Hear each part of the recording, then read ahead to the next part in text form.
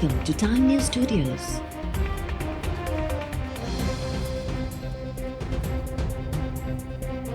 You are watching 2 p.m. Bulletin.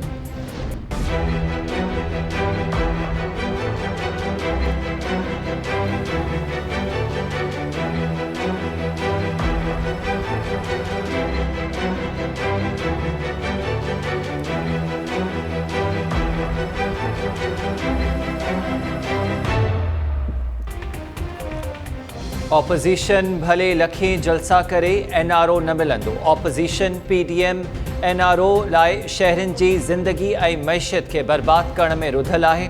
वज़ीर आज़म इमरान खान जो पेशावर जलसे ते रद्द अमल। इमरान खान ट्वीट बयान में चयो त मुल्क में कोरोना जी ॿी लहर ॻणती जोगी आहे। कोरोना केसिस में लाॻीतो वाध थिए पई त मजबूरन मुकमल लॉकडाउन तरफ़ वञणो पवंदो ऐं उन जी ज़िम्मेवार PDM हूंदी।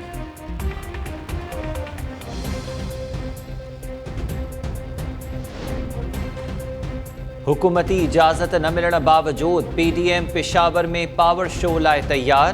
दिलज़ाक रोड वटि जलसेगाह में ऑपोजिशन पार्टी से कारकुननि जी आमद जारी। जलसे खे मौलाना फज़ल रहमान, मरियम नवाज़, बिलावल भुट्टो ज़रदारी ऐं ॿिया अॻवान ख़िताब कंदा। अॻूणो वज़ीर आज़म नवाज़ शरीफ़ बीमार हुजण सबबि जलसे खे ख़िताब न करे सघंदो। पेशावर जी इंतज़ामिया जलसेगाह ॾांहुं वेंदड़ समूरा रस्ता रंडकू रखी बंदि करे छॾिया। जलसेगाह जे भरपासे वारनि इलाइक़नि में मोबाइल फ़ोन ऐं इंटरनेट सर्विस बि मुअत्तल। पेशावर ज़िले में वॾियुनि गाॾियुनि जी दाख़िला ते बि पाबंदी। KPK जे सिहत वारे वज़ीर तैमूर सलीम झगड़ा जो चवणु आहे त जलसे लाइ मुख़्तलिफ़ इलाइक़नि मां माण्हुनि खे पेशावर आंदो पियो वञे। 3 हफ़्तनि अंदरि कोरोना जी सूरतहाल ख़राब थी। जलसे जी इंतज़ामिया ज़िम्मेवार हूंदी। दुआ आहे त जलसनि सां कोरोना न पखिड़िजे।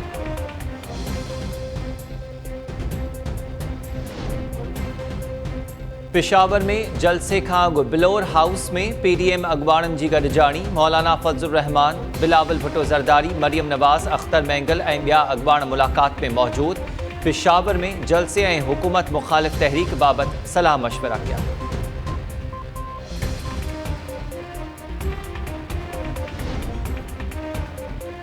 अदालती हुकुम बावजूद जलसा करण कानून जा बखिया उढेरण बराबर आहे।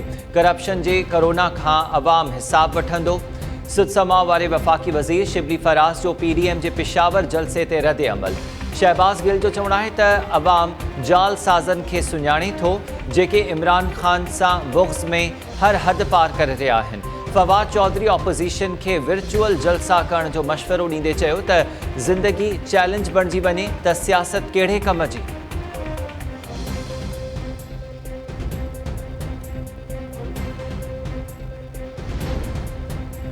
कोरोना वायरस जी सूरतहाल ख़राब आहे। शहरनि जूं हयातियूं ख़तरे में नथा विझी सघूं।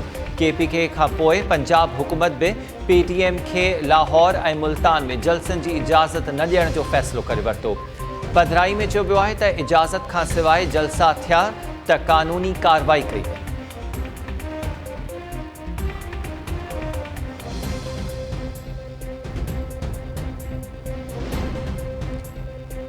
PTI सरकार परदेही पॉलिसी सूदो हर महाज़ ते नाकाम थियण सां गॾु अवाम खे तबाह करे छॾियो।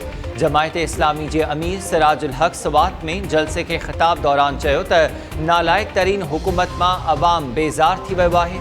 इमरान खान वाइदो कयो हो त अवाम संदसि ख़िलाफ़ एहतजाज कयो त हू इस्तीफ़ा ॾेई छॾींदो, पर हू पंहिंजे वाइदनि तां फिरी वेंदो आहे।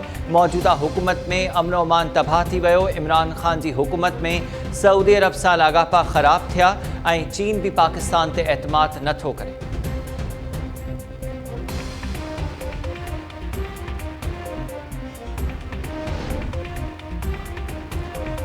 मुल्क में कोरोना वायरस जी ॿी लहर। हिकु ॾींहं में वधीक 59 शहरी हयातियूं विञाए वेठा। वधीक 2065 नवां केस रिपोर्ट। फौतिन जो कुल अंग 7662 थी वियो। वफ़ाक़ी वज़ीर असद उमर जो चवणु आहे त 4 महीननि बाद पहिरियों भेरो कोरोना सबबि 50 खां वधीक फौतगियूं थियूं आहिनि। कराची में स्मार्ट ऐं माइक्रो लॉकडाउन ते अमल न थियो। पाबंदी बावजूद दुकान ऐं ॿियूं कारोबारी सरगर्मियूं जारी। शहरनि एहतियाती उपाउनि खे बि नज़रअंदाज़ करे छॾियो।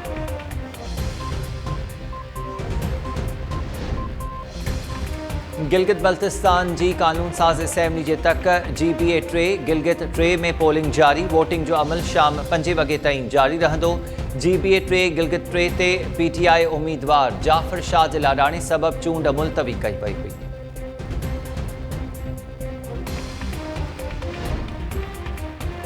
कराची में रेंजर्स तक़रीबकारीअ जो मंसूबो नाकाम बणाए छॾियो। पाबंदी बणियल तंज़ीम जा 3 दहशतगर्द गिरफ़्तार। रेंजर्स तर्जुमान जो चवणु आहे त गुलशन महमान में कार्रवाई करे 3 दहशतगर्दनि यासीन उर्फ़ कादर, इकरामुल्ला ऐं मोहम्मद ख़ालिद उर्फ़ मंसूर खे गिरफ़्तार कयो वियो आहे।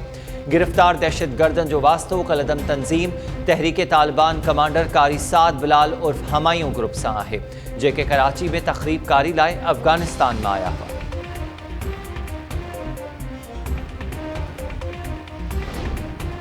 शहदाद कोट भरिसां हथियारबंदनि जो घर ते हमिलो। फायरिंग में ज़ाल मुड़ुस मारिजी विया। बगो रोड ते कार सवार हथियारबंदनि नौजवान नवीद जमाली ऐं सनस ज़ाल तबस्सुम जमाली खे गोलियूं हणी क़त्ल कयो। मक़तूलनि जा लाश अस्पताल मुंतक़िल। गंबट जे पीर मोहल्ला में हथियारबंदनि जी फायरिंग में पीर सैयद ज़ाहिद शाह मारिजी वियो। दादू वेझो घर मां धाड़े दौरान मज़ाहमत ते हथियारबंदनि हथां ख़ैर मोहम्मद बिरोही क़त्ल। करमपुर लॻ 2 धुरनि में जहिड़े जे नतीजे में हिकु ॼणो मारिजी वियो, 3 ज़ख़्मी।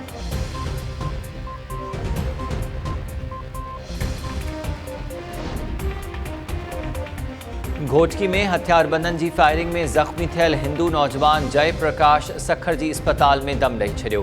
नौजवान जे वारसनि जो मेन चौक ते लाश रखी धरणो। हफ़्तो अॻु हथियारबंदनि जी फायरिंग में जय प्रकाश ऐं सनस दोस्त अजय कुमार ज़ख़्मी थी पिया हुआ। वाक़े जो 3 जवाबदारनि ख़िलाफ़ केस बि दाख़िल, पर का गिरफ़्तारी अमल में न अची सघी। मासूम न्याणियुनि खे ज़्यादती जो निशानो बणाईंदड़ वहशी जवाबदारनि खे सरेआम फाही ॾियो। कोटड़ी में सिंध जी सूरमिन जी रैली। शहर जे चौकनि ते ज़्यादती वाक़िअनि जे जवाबदारनि खे सरेआम फाही ते टंगण वारा पुतला बि लॻाया विया। न्याणियुनि सां ज़्यादती वाक़िअनि जी रोकथाम लाइ असराइती कानून साज़ी जो मुतालबो।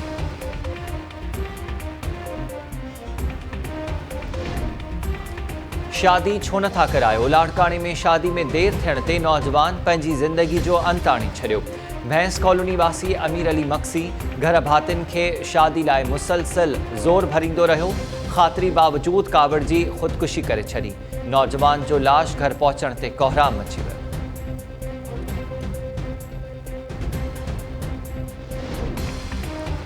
लखी ग़ुलाम शाह भरिसां कारखाने खे बाहि सबबि हिकु पोरियत फ़ौत, 3 ॼणा सड़ी ज़ख़्मी। पुलिस मूजिबि बोह जूं कटड़ियूं ठाहींदड़ कारखाने खे शॉर्ट सर्किट सबबि बाहि लॻी। ज़ख़्मी पोरियतनि खे गंबट ऐं सखर जी अस्पतालुनि में मुंतक़िल कयो वियो।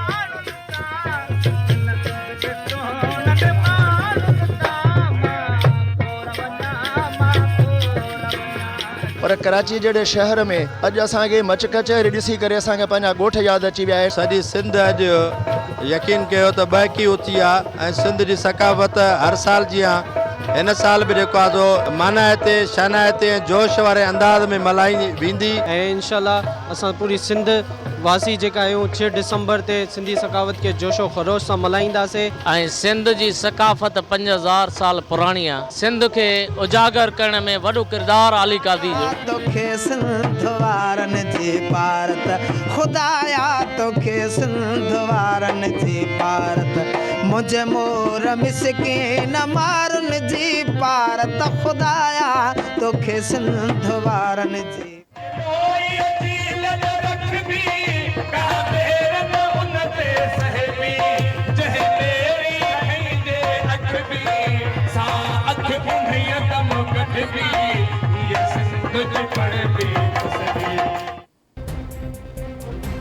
सिंध जे नंढनि वॾनि शहरनि में एकता जो क़ौमी कार्ड मल्हाइण लाइ तयारियूं। टाइम न्यूज़ ऐं पंहिंजे अख़बार जे सर ते 6 डिसंबर ते एकता जो ॾिहाड़ो मल्हाइण लाइ जागरता मुहिम जो सिलसिलो जारी। मच कचहरियुनि, तक़रीबुनि ऐं रैलीज़ दौरान क़ौमी गीतनि सां सिंध अमड़ खे भेटा पेश। शहरियुनि तरफ़ां 6 डिसंबर ते एकता जो ॾिहाड़ो क़ौमी जोश ऐं जज़्बे सां मल्हाइण जो आज़म ज़ाहिर। मलीर में मच कचहरी दौरान सुरनि जी वर्खा सां धरती माउ खे भेटा पेश।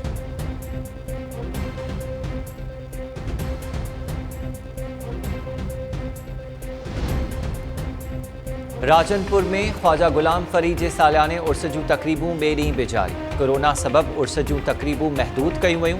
ॿिए ॾींहुं बि दरबार बंदि रखी वई।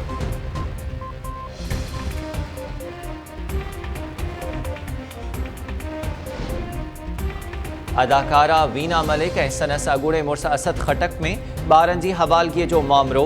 वीना Malik FIA cyber crime wing खे दरख़्वास्त ॾेई छॾी। सोशल मीडिया ते किरदार कशी ऐं ब्लैकमेलिंग ते कार्रवाई जो मुतालबो। वीना मलिक दावा कई त DG FIA cyber crime case दाख़िल करे छॾियो आहे। असद खटक जो चवणु आहे त मूं बि DG FIA साइबर क्राइम खे ख़त लिखियो हो, अञा ताईं जवाबु नाहे मिलियो।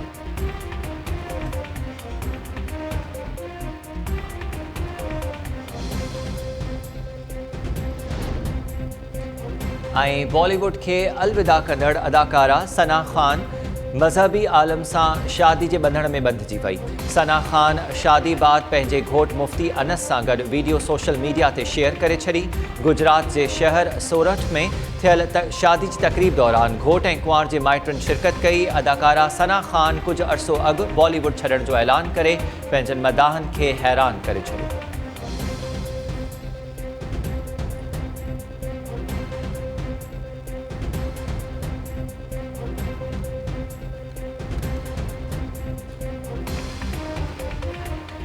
अस्सलामुअलैकुम। टाइम न्यूज़ सां गॾु मां आहियां हमीर शेख। हेडलाइंस ज़मा ॾिठियूं, तफ़सीली ख़बरूं हिन ब्रेक खां।